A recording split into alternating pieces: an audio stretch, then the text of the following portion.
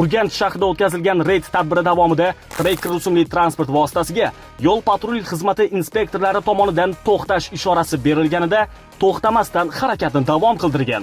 Ko'rilgan chora-tadbirlar orqali ushbu Tracker rusumli avtomashina keyingi postda to'xtatildi. Buni qarangki, haydovchi ayol kishi bo'lib chiqdi.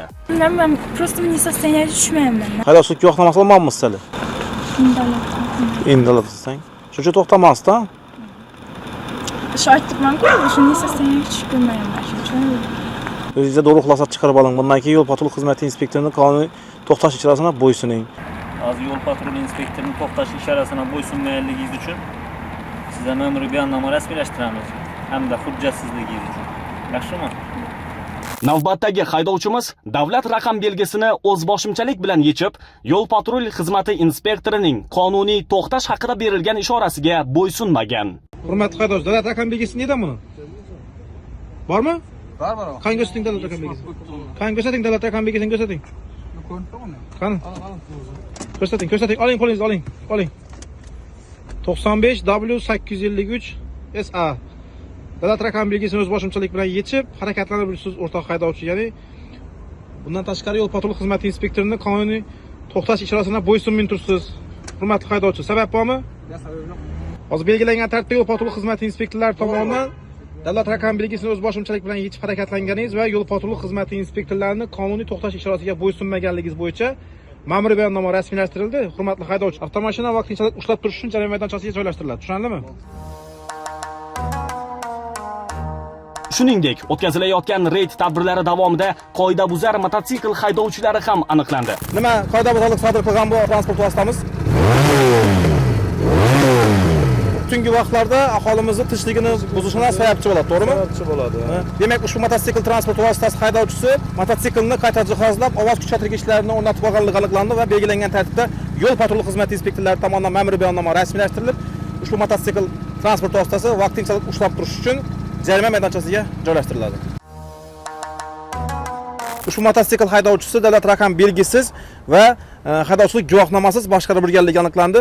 Ushbu holat bo'yicha izoh bering. Nechta holat bo'ldi, nima bo'ldi? Al-Xorazmiy ko'chasida xizmatimiz davomida mototsikl haydovchisini to'xtatib tekshiramizda mototransport vositasini davlat raqam belgisiz hamda tegishli me'yoriy hujjatlarsiz boshqarganligi aniqlandi. Haydovchiga belgilangan tartibda qoidabuzarligi uchun ma'muriy bayonnoma rasmiylashtirdik. Endilikda ushbu mototransport vositasi vaqtincha saqlash uchun jarima maydonchasiga olib boriladi.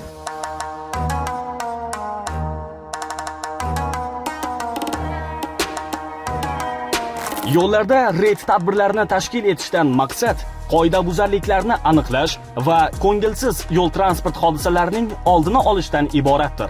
Har bir harakat ishtirokchisi belgilangan qoidalarga rioya qilsa, ko'zlangan manzilga eson-omon yetib boradi. Afsuski, ba'zi haydovchilar tomonidan sodir etilayotgan eng katta xato bu spirtli ichimlik iste'mol qilib rul boshqaruviga o'tirishdir. Tasvirdagi mana bu Lacetti rusumli transport vositasi shubha ostiga olinib to'xtatildi. Haydovchi spirtli ichimlik iste'mol qilganlikda gumonlanib tekshiruvdan o'tkazilganida uning spirtli ichimlik iste'mol qilib mast holatda ekanligi aniqlandi. Sizda yengil darajada mastlik holati bor. Bazda testda chiqib turibdi, 148 mg litr. Normalda 135 bo'lishi kerak. Keyin klinikaga qarab, alkotestga qarab sizda mastlik holatini beryapman.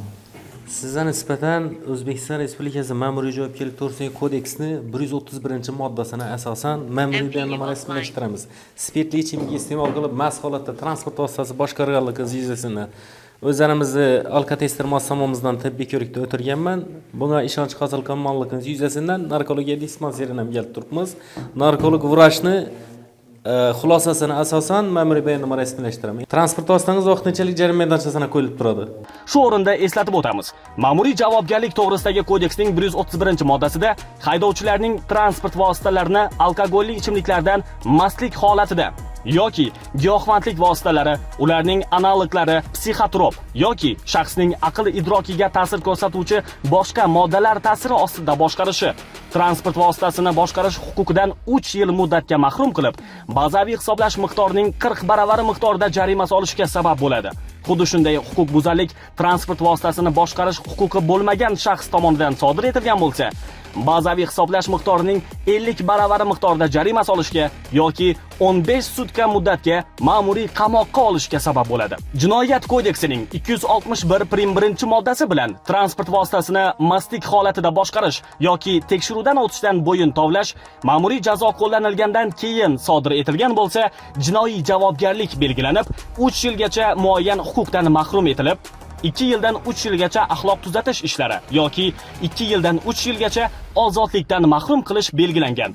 Ko'rib turganimizdek, mast holatda avtomashina boshqarish uchun jazo chorasi kuchaytirildi. Haydovchilarimizdan vaqt borida xulosa qilishlarini so'rab qolamiz. Viloyatimiz hududida doimiy o'tkazib kelinayotgan xavfsiz tun tadbirlarida yo'l harakati xavfsizligi boshqarmasi tomonidan ko'plab qoidabuzarliklar aniqlanib, bunday haydovchilar o'z vaqtida to'xtatilib, tegishli choralar ko'rilmoqda. Bu esa anglaganingizdek sodir etilishi mumkin bo'lgan yo'l transport hodisalarining barvaqt oldini olishga xizmat qiladi. Viloyatimiz hududida o'tkazilayotgan og'ir oqibatli yo'l transport hodisalarining oldini olish oyligi doirasida 1-apreldan 14-aprelgacha o'tkazilgan ushbu nazorat reyd tadbirlari davomida yo'l patrul xizmati inspektorlari tomonidan jami 10.021 ta qoidabuzarlik aniqlandi. Shundan 4.398 tasi qo'pol qoidabuzarliklar bo'lib, transport vositasini tegishli hujjatlarsiz boshqarish 2014 ta, transport vositasini mast holatda boshqarish 62 ta, svetoforning qizil chirog'ida harakatlanish 336 ta, transport vositasini ruxsatnomasiz qayta jihozlab boshqarish 534 ta, transport vositalari oynalarini ruxsatnomasiz qoraytirib olib boshqarish 46 ta, yo'l patrul xizmati inspektorining qonuniy talabini bajarmaslik bo'yicha 61 ta holat aniqlanib, belgilangan tartibda qo'pol qoidabuzar haydovchilarga nisbatan tegishli tartibda ma'muriy bayonnomalar rasmiylashtirilib, jami 2810 ta transport vositalari vaqtinchalik saqlash uchun jarima maydonchasiga qo'yildi. Yo'llarda harakat chog'ida qoidalarga to'liq amal qilinishi bu uyidan yo'lga chiqqan har bir harakat ishtirokchisining oilasi, yaqinlari bag'riga sog'-omon yetib borishlarini ta'minlaydi. Shunday ekan, yo'llarda harakatlanishda yo'l harakati qoidalariga qat'iy amal qiling. Viloyatimiz hududida sodir bo'lishi mumkin bo'lgan yo'l transport hodisalarining barvaqt oldini olish maqsadida o'tkazilayotgan tungi nazorat reyd tadbirlari davom etadi.